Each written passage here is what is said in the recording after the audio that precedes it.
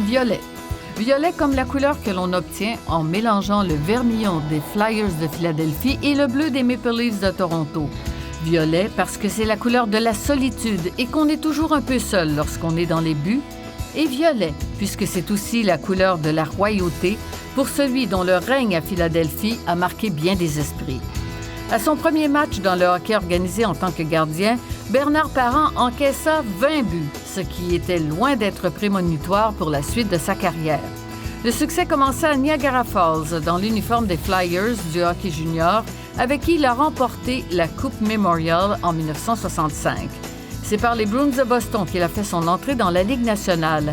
Après 2 saisons, il fut repêché par Philadelphie lors de l'expansion de 1967 et y devint un acteur important.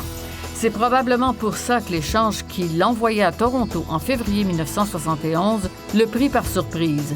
Mais à quelque chose, malheur est bon. Il devenait ainsi le coéquipier de son idole de toujours, Jacques Plante, qui en fit son protégé.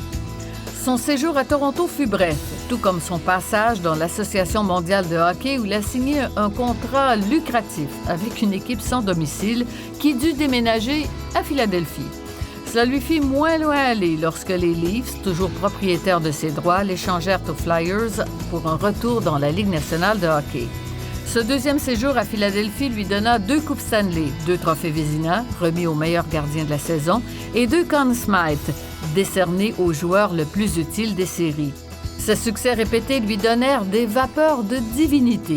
On murmurait à Philadelphie que « Only the Lord saves more than Bernie Parent ».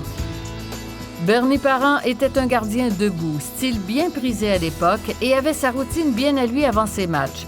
Méditation sous une coupe Stanley miniature en pensant aux adversaires qu'il allait affronter, sommeil, steak et sommeil de nouveau.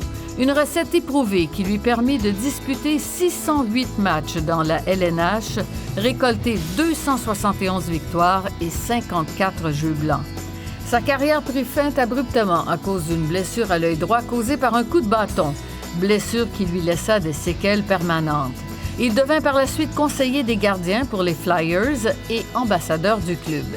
Intronisé au temple de la renommée du hockey en 1984, il sera à jamais le numéro 1 des Flyers de Philadelphie puisqu'on a retiré son chandail le 11 octobre 1979.